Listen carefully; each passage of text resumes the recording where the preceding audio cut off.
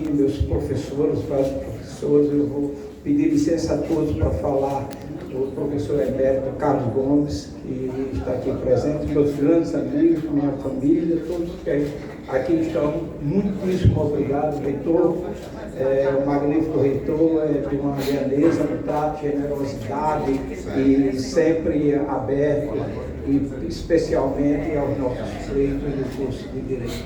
Muito obrigado, reitor. Câmara Cascudo, esmiuçando a cultura dos provérbios, sentencia: há sempre verdade nas coisas que o povo diz. O brocado popular é certeiro. O brasileiro tem memória curta. Ademais, na era da idade mídia, a verdade é manipulada pelas redes sociais, ambiente ideal para fake news.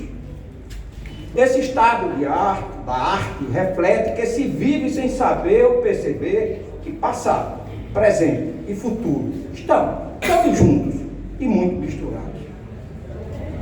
Não se vive o hoje sem o ontem, e não haverá o amanhã sem o hoje. Contudo, nossa própria história é pouco conhecida. O Brasil não conhece o Brasil, ainda canta Elis Regina. Esse problema é muito acentuado aqui, na terra de Poti, onde fatos e personagens da nossa história, sobretudo na área jurídica, são ignorados. Até mesmo figuras como Amaro Cavalcante são pouco lembradas. Muitos alunos de Direito da UFRN sabem apenas que Amaro Cavalcante é o nome do centro acadêmico. Pouquíssimas pessoas, inclusive profissionais do direito, têm ciência de que houve um Código do Processo Penal do Estado do Rio Grande do Norte. Todavia, com esteio na Constituição de 1891, o Rio Grande do Norte teve, sim, um Código de Processo Penal para chamar de seu, editado em 1918 por esta Casa Legislativa. Se não se sabe que aqui existiu o CPPRN, não se faz ideia de que o seu autor intelectual foi José Teotônio Freire, personalidade pouco conhecida, mas de grande importância para este Estado. Como se vê, podemos dizer, o RN não conhece o RN. Essa situação despertou o interesse do projeto de pesquisa Direito Processual em Movimento, Ótica Condicional do Processo Criminal, coordenado por mim, no âmbito da UFRN, em promover estudos a respeito do nosso código. O escopo foi revelar, em livro, o seu texto, albergando a análise crítica do conteúdo, uma visão de quem foi Teotônio Freire. O que aqui vem ser dito até agora mostra como oportuna e importante a iniciativa da Casa do Povo Potiguar em adquirir e restaurar este belo prédio, destinando a sede do Memorial da Cultura e do Legislativo Potiguar. Presidente Ezequiel, Vossa Excelência está de parabéns.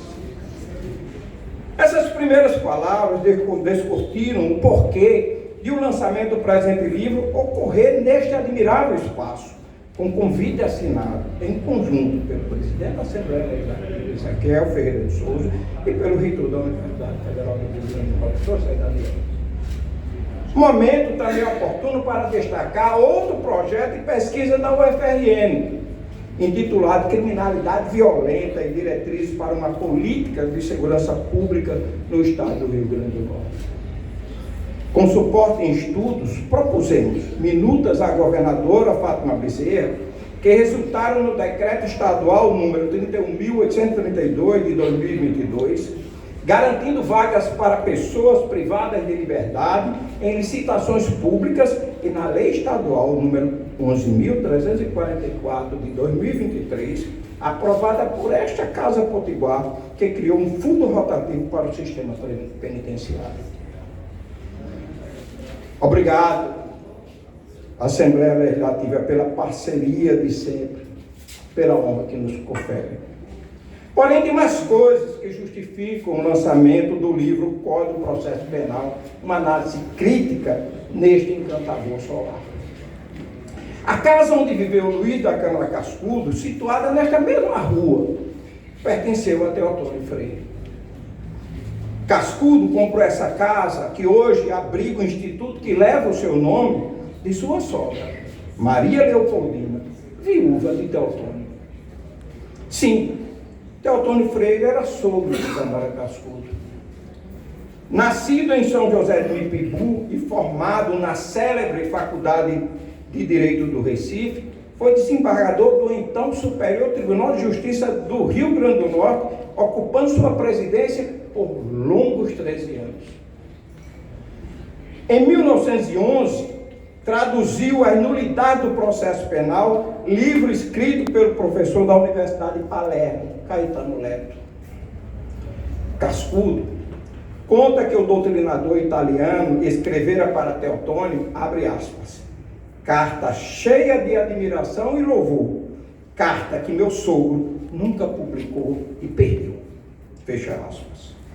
Teotônio Freire descreve Cascudo, abre aspas, era homem simples, sem insinuar importância, impressionante figura de juiz, meticuloso, frio, analítico, acima das solicitações, interesses e ameaças. E finaliza, abre aspas, morreu como vivera, simples, modesto, digno, fecha aspas. Nosso código, idealizado por alguém com os predicados de Teotônio Freire, não seria, naturalmente, uma mera cópia do CPT. O CPP-RN reunia 554 dispositivos, 199 artigos a mais do que o Código Federal. Outro destaque. Embora a maioria dos juristas norte-riograndenses, assim como Teotônio, a falta de uma faculdade de direito no Estado, na época tenha se formado na faculdade do Recife, a nossa codificação criminal foi editada 7 anos antes da pernambucana. Para mais, a análise minuciosa e crítica do Código do Processo Penal do RN mostra que o nosso Código exerceu influência na reunificação da codificação processual promovida pelo CPP de 41, ainda hoje vigente. E aqui não vai nenhuma dose de exagero. Vicente Rau e Francisco Campos reconheceram que os códigos estaduais inspiraram a concepção do CPP de 41, tendo o primeiro feito menção expressa ao nosso código. O CPP-RN era realmente de vanguarda. Foi arquitetado conforme as melhores técnicas delineadas para a codificação. Enquanto o Código Federal era organizado contendo 2 partes, o CPP-RN estruturava-se de forma moderna, em livros, abordando a execução penal, algo negligenciado pelo Código Federal. Quase todos os títulos foram divididos em capítulos e eixos em seções, configuração seguida pelo CPP de 41. Enquanto o Código Federal, o agente investigado ou processado era designado como criminoso ou delinquente, o CPP-RN, em obséquio à deontologia da linguagem e à metodologia jurídica, utilizava as expressões imputado para o investigado e réu, a quem já acusado em um processo. Distinção consagrada no CPP de 41, malgrado sem o mesmo refino. O CPP-RN tratava o processo como garantia, que era a sua espinha dorsal, destacando o direito de defesa e inovando ao considerar o interrogatório como seu corolário lógico, algo somente retomado com a Carta Magna de 81. Utilizou a denominação inquérito policial em substituição à formação de culpa do CPCRIM e assegurou ao imputado o direito de participar da produção da prova nessa fase, prognosticando o atual Instituto da Investigação Defensiva. Nosso Código Estadual vitrou, para além da denúncia e da queixa, a ação popular penal, embrião da ação popular constitucional, enfim encartada em nosso sistema com a Carta de 1934. Por fim, mas não por último, apenas porque tenho de encerrar essa fala, que já se estende para além da duração razoável, foi destinado um título específico para tratar das nulidades. Minhas senhoras e meus senhores, é tempo de encerrar. Antes, tenho de voltar a 4 de setembro de 1973. Nessa data, o insigne professor Edgar Barbosa, na aula de despedida da Faculdade de Direito da Ribeira, do prédio da Ribeira, espancou a imagem de derrotismo que pairava, concluindo o seu discurso com o poema de Manuel Bandeira. Vão demolir esta casa, mas meu quarto vai ficar. Não como forma imperfeita, vai ficar na eternidade, intacto, suspenso no ar. É verdade, professor Edgar Barbosa, não se pode destruir o que é indestrutível. Com truculência, a reforma universitária militar tentou, em vão, desconstruir a imagem de um patrimônio histórico, cultural e jurídico solidificado, tanto pelo frontispício da velha Faculdade de Direito, quanto pelo idealismo de professores e alunos que não se calaram com a repressão política.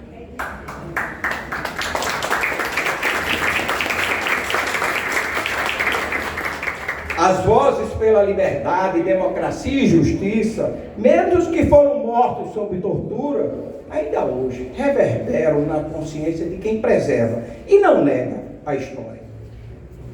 A famigerada reforma universitária, ferramenta do patrulhamento ideológico de um governo militar ilegítimo e incomodado com o movimento estudantil, para além de desfigurar a icônica fachada do prédio da Ribeira, construída em estilo floreal da arquitetura francesa, reduziu a Faculdade de Direito da UFRN, então uma unidade acadêmica autônoma, a um mero curso de um centro sem as tradições e identidade. Se Quinto N dizia que Roma é uma cidade imortal, porque existem em seus monumentos e homens, podemos e devemos dizer e repetir: a Faculdade de Direito é imortal. Existe em seus monumentos e em seus homens e mulheres de ontem, de hoje, de amanhã e de sempre. No prédio da Ribeira estão intactas a história e a identidade do curso de Direito. Lá está o nosso DNA. Por isso mesmo, a Comissão da Verdade, presidida pelo estimado e emérito professor Carlos Gomes, ex-aluno da Ribeira, na conclusão dos trabalhos, como primeira recomendação, estabeleceu a necessidade da restauração e reocupação do prédio da Faculdade de Direito. O magnífico reitor José Daniel Diniz acolheu essa recomendação. E a restauração do monumental prédio da Faculdade de Direito é uma realidade em curso. Visitei a obra 2 vezes. Ela se insere no projeto de revitalização do Centro Histórico de Natal, fazendo o liame entre a velha Ribeira e este corredor cultural da Avenida Câmara Cascudo.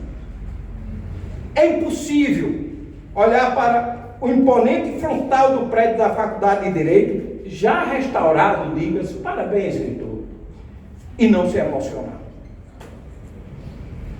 Percorrer os seus corredores e salas é uma inebriante viagem no túnel do tempo. Em passe de mágica, resgata-se um período fundamental da vida política, social, cultura e jurídica do povo norte-irlandês. O magnífico reitor Diniz merece nosso agradecimento e nosso aplauso. Parabéns.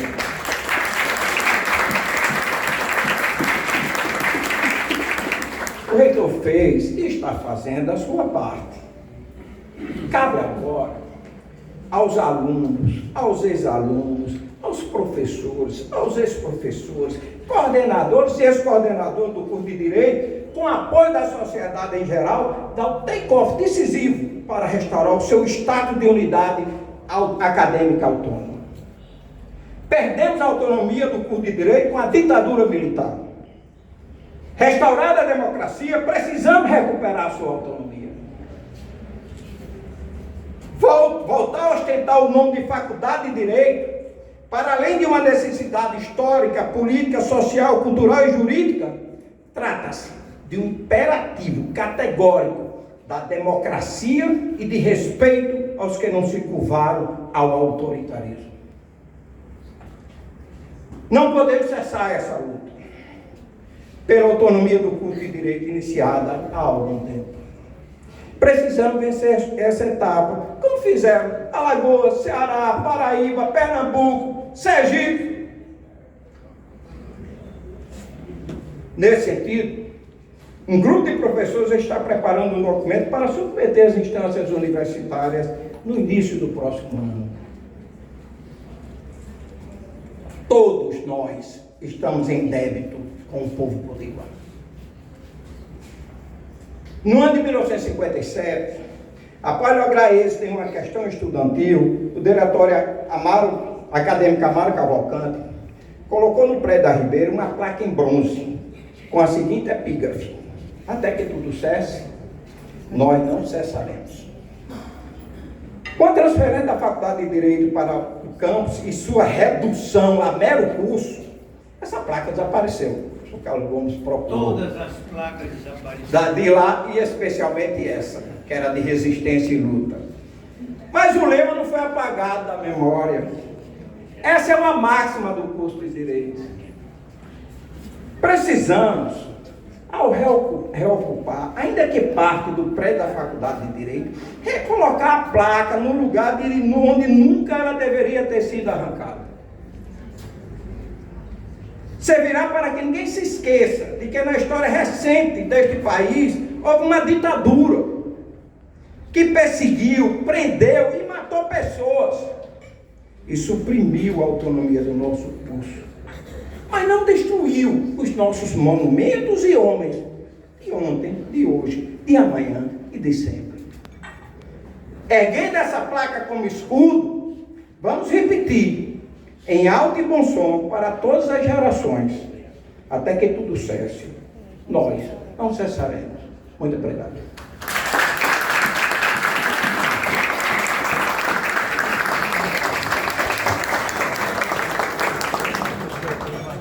Palavras do Dr. Walter Nunes, senhoras e senhores, professor, juiz federal, organizador desta obra.